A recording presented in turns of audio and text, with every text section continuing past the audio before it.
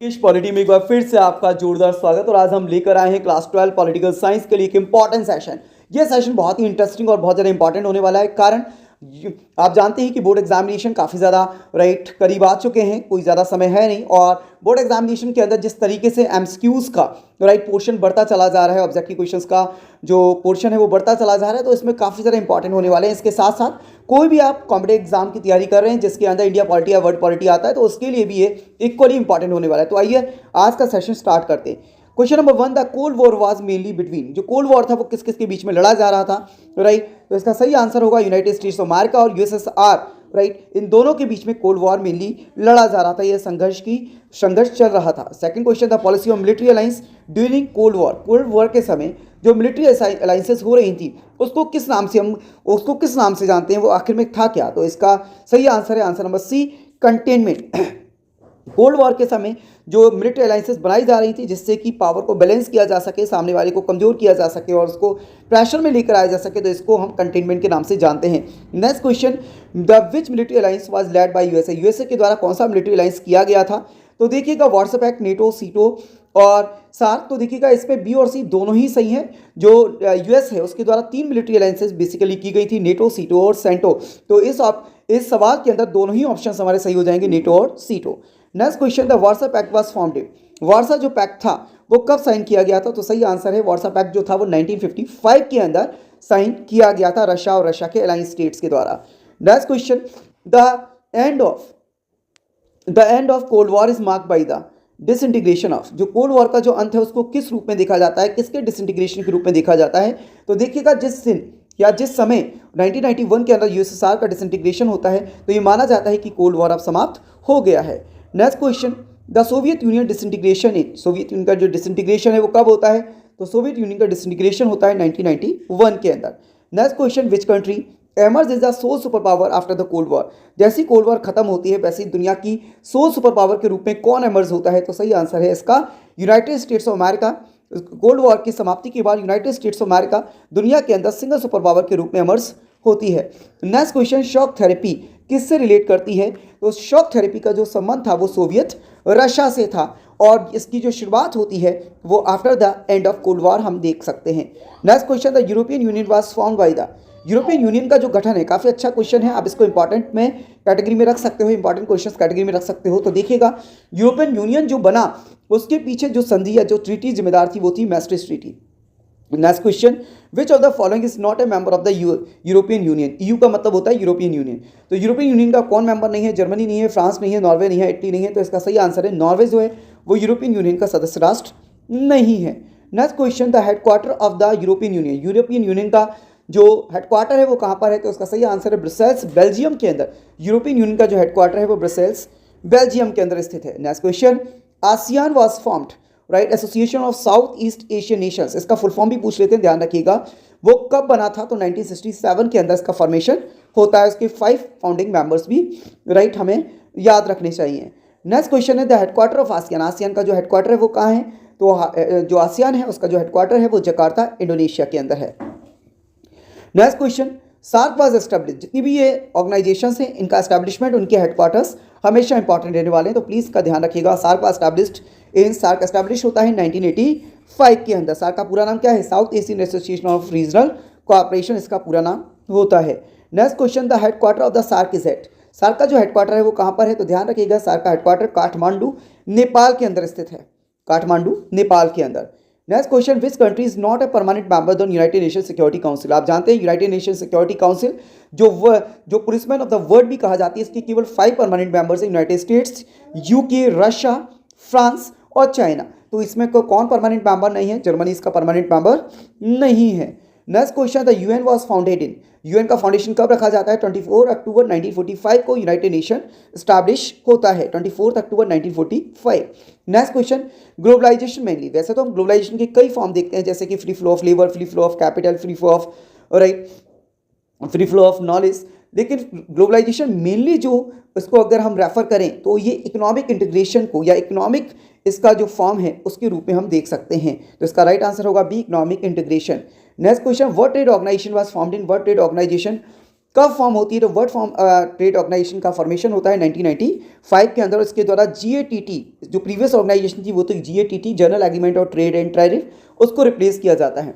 Next question, the headquarter of WTO is in.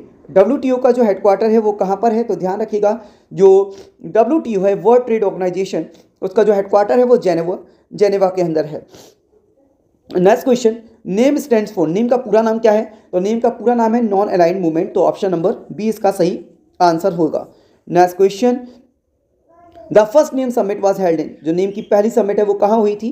तो ध्यान रखिएगा, नेम की जो पहली समिट है वो बेलग्रेड यूगोस्लाविया 1961 के अंदर आयोजित होती है। Next question, the concept of non alignment movement was proposed by. Non alignment movement का जो कंसेप्ट है वो किसके द्वारा दिया गया? तो हमारे सामने कुछ ऑप्शंस यहाँ दिए गए, जवाहरलाल नेहरू, टीटो, राइट, नासिर। तो देखिएगा 5 नाम आते हैं नॉन अलाइनमेंट मूवमेंट के फाउंडेशन को लेकर, जिसमें नेहरू, नासिर, टीटो, सुकर्णो और एनक्रुमा। तो यहाँ पर तीनों ही नाम राइट क्या रेलिवेंट है, तो इसका सही आंसर होगा ऑल ऑफ दीज। 2 नाम और आप याद रख सकते हैं, एनक्रुमा और Sukarno. Next question, India conducted its first nuclear test. India ने पहला अपना न्यूक्लियर टेस्ट कब आयोजित किया, कब उसके द्वारा टेस्ट किया गया, एक्सपेरिमेंट किया गया? तो इंडिया के द्वारा 1962, 78। बच्चों यहाँ पर ये ऑप्शंस में थोड़ा सा मिस्टेक है, तो राइट आंसर होगा 1974 के अंदर इंडिया के द्वारा पहला अपना न्यूक्लियर टेस्ट किया जाता है। Next question, India's nuclear doctrine emphasise. India की जो न्यूक्लियर डॉक्ट्राइन है वो किस बात पर बल देती है? तो इंडिया की जो न्यूक्लियर डॉक्ट्राइन है वो no first use of nuclear weapons पर बल देती है, कि इंडिया के द्वारा कभी भी न्यूक्लियर वेपन्स का पहले अपनी तरफ से पहले यूज नहीं किया जाएगा। Which war was fought in 1991 in Middle East के अंदर 1991 में कौन सी वॉर लड़ी गई? तो ये वॉर थी ये वॉर थी गल्फ वॉर। इसको किस नाम से जानते हैं? सॉरी, थोड़ा सा खांसी है। तो ये वॉर थी गल्फ वॉर, जो 1991 के अंदर मिडिल ईस्ट के अंदर लड़ी जाती है। Next question, operation desert storm was related to. Operation desert storm किससे संबंधित है? तो ऑपरेशन डेजर्ट स्टॉर्म संबंधित है इराक से। ऑपरेशन डेजर्ट स्टॉर्म संबंधित है इराक से, जो कि किसके द्वारा चलाया गया था? यूनाइटेड स्टेट्स ऑफ अमेरिका के द्वारा। Next question, human rights are protected globally. दुनिया के अंदर, दुनिया के वैश्विक स्तर पर जो ह्यूमन राइट्स उनका प्रोटेक्शन करने का काम कौन करता है? तो यूनाइटेड नेशन ऑर्गेनाइजेशन इनका प्रोटेक्शन का काम करती है। Next question, which country emerge as economic का पावर इन एशिया। एशिया के अंदर बड़ी इकोनॉमिक पावर के रूप में किसे देखा जा रहा है? तो जवाब होगा China. Next question, the concept of soft power. जो सॉफ्ट पावर का जो कंसेप्ट है बच्चों, काफ़ी इंपॉर्टेंट, वेरी वेरी इंपॉर्टेंट, में आप इसको लगा सकते हैं। तो जो कंसेप्ट ऑफ सॉफ्ट पावर जो दी गई वो किसके द्वारा दी गई? जोसेफ नाइक के द्वारा। जोसेफ नाइक के द्वारा। Next question, BRICS include. BRICS में कौन कौन से देश शामिल हैं? तो आप देखिएगा, इनको आप इनके अल्फ़ाबेट्स के हिसाब से भी याद कर सकते हैं। B for Brazil, R for Russia, I for India, C for China and S for South Africa. तो इसका आंसर होगा answer number A, Brazil, Russia, India, China और South Africa. Next question, the headquarter of IMF is in. IMF का जो headquarter है वो कहाँ पर है? तो ध्यान रखिएगा, IMF का जो हेडक्वार्टर है वो वाशिंगटन DC यूनाइटेड स्टेट्स के अंदर है। Next question, the world bank was established in. World bank का एस्टेब्लिशमेंट कब होता है? 1944 के अंदर। और इसकी एक जो एसोसिएट जो ऑर्गेनाइजेशन थी जो उसके साथ ही होती है उसका नाम था IMF, और इनको ब्रेटन वुड ट्विंस के नाम से भी जाना जाता है। Next question, the USA led military action Afghanistan. Afghanistan के अंदर जो USA के द्वारा चलाया गया मिलिट्री ऑपरेशन था वो कब चलाया गया? तो इसका आंसर है 2001, और इसके थ्रू US के द्वारा 9/11 का अपना बदला लिया गया था। Next question, BAMCEF was formed in. BAMCEF, ध्यान रखिएगा, BAMCEF refers to backward and minority class employees federation, और इसका जो फॉर्मेशन किया जाता है वो किया जाता है 1978 के अंदर। नेक्स्ट क्वेश्चन, क्योटो प्रोटोकॉल किससे संबंधित है? Terrorism, climate change, human rights या ट्रेड? तो ध्यान रखिएगा, क्योटो प्रोटोकॉल जापान 1997 संबंध रखता है क्लाइमेट चेंज से। इसका जो संबंध ये क्लाइमेट कंट्रोल को लेकर किया गया था। The cold war was termed cold. Cold war को कोल्ड क्यों कहते हैं? बड़ा अच्छा सवाल है, क्योंकि no direct war took place, क्योंकि इसके अंदर सीधी कोई वॉर नहीं देखी जाती। ये एक तरीके का साइकोलॉजिकल वॉर थी। ये एक तरीके का साइकोलॉजिकल वर्ड है। Bipolar word means, bipolar word का मतलब क्या होता है? एक ऐसा सिस्टम, एक ऐसा वर्ड ऑर्डर जिसके अंदर, दुनिया के अंदर केवल 2 क्या होती है? पावर सेंटर्स होते हैं। Next question, multipolar word includes. Multipolar words का क्या होता है? बाइपोलर में 2 पावर ब्लॉक्स होते हैं, जबकि मल्टीपोलर में क्या होंगे? सेवरल पावर सेंटर्स होंगे। तो इसका ऑप्शन क्या होगा? ऑप्शन नंबर सी होगा। Next question, this is not है फीचर ऑफ ग्लोबलाइजेशन में से कौन सा ग्लोबलाइजेशन का फीचर नहीं है? Free trade, free flow of capital, cultural isolation या टेक्नोलॉजी? तो देखिए कल्चरल आइसोलेशन का फीचर नहीं है। जो ग्लोबलाइजेशन है वो दुनिया को इंटरकनेक्ट करता है, एक दूसरे के साथ जोड़ता है, इंटरडिपेंडेंस बढ़ाता है, आइसोलेशन नहीं करता, तो ये गलत है, आइसोलेशन नहीं होगा। Next question, India is a member of, India किसका मेंबर है? नेटो का, आसियान का, सार्क का या ईयू का? तो इंडिया किसका मेंबर है? सार्क का एक फाउंडिंग मेंबर है। Next question, United nation secretary general is appointed, United nation का जो सेक्रेटरी जनरल है उसको कौन अपॉइंट करता है? तो ध्यान रखिएगा, यूनाइटेड नेशन का सेक्रेटरी जनरल सिक्योरिटी काउंसिल की एडवाइस पर जनरल असेंबली के द्वारा किया जाता है।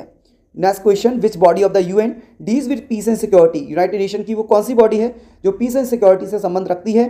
जो सिक्योरिटी काउंसिल जो है, राइट, यूनाइटेड नेशन का जो ऑर्गन है सिक्योरिटी काउंसिल, वो पीस एंड सिक्योरिटी से संबंध रखता है। Peace and security world level पर बनाए रखना इसका काम है। आईसीजे यानी कि इंटरनेशनल कोर्ट ऑफ जस्टिस कहाँ पर है? तो ये है द हैग के अंदर, इसका हेडक्वार्टर जो है वो द हैग में है, और यह हैग कहाँ पर है? नीदरलैंड के अंदर। Next question, which country veto power is not correct, कौन सी कंट्री के पास वीटो पावर नहीं है? तो ध्यान रखिएगा, सिक्योरिटी काउंसिल के अंदर 5 जो परमानेंट मेंबर्स हैं उनके पास ही वीटो पावर होती है। तो यूएस जो है उसके पास है, चाइना के पास है, रशिया, जर्मनी के पास ही वीटो पावर नहीं है। तो इसका सही आंसर होगा C, Germany. Next question, name opposed, name जो है नॉन अलाइनमेंट मूवमेंट जो है वो अपोज करता है किसको? कॉलोनिज्म को, इम्पीरियलिज्म को, मिलिट्री अलायंसेस को? हाँ बिल्कुल, तीनों को, यानी कि ऑल ऑफ दीज का आंसर होगा D, all of these. Next, India look east policy, India's look east policy is related to, India की लुक ईस्ट पॉलिसी जो है वो किससे संबंध रखती है? इंडिया की लुक ईस्ट पॉलिसी संबंध रखती है साउथ ईस्ट एशिया से। किससे संबंध रखती है? साउथ ईस्ट एशिया से। Next question, Panchsheel principle relates to, Panchsheel जो एग्रीमेंट है या पंचशील जो प्रिंसिपल्स हैं वो किससे संबंध रखते हैं? तो ध्यान रखिएगा, पंचशील जो एग्रीमेंट हुआ था इंडिया और चाइना के बीच में, इंडियन प्राइम मिनिस्टर नेहरू और चाइनीज प्रीमियर झाओ एनलाई के बीच में और तो ये किसके बीच में हुआ था? इंडिया और चाइना रिलेशंस को डिनोट करता है, दिखाता है। Next question, WTO replace, WTO के द्वारा किसको रिप्लेस किया गया? तो मैंने पहले भी बताया, WTO के द्वारा 1994 के अंदर, 1995 के अंदर सॉरी, GATT जो पहले WTO की जगह काम करती थी उसको रिप्लेस किया गया था, GATT को रिप्लेस किया गया था। Next question, the world war era lasted रफली फ्रॉम, जो वर्ल्ड वॉर एरा जो था वो कब से कब तक देखने को मिलता है? तो जो कोल्ड वॉर एरा है वो कब से कब तक देखने को मिलता है? तो ध्यान रखिएगा, कोल्ड वॉर जो एरा जो था वो 1945 से लेकर 1991 के बीच में देखने को मिलता है।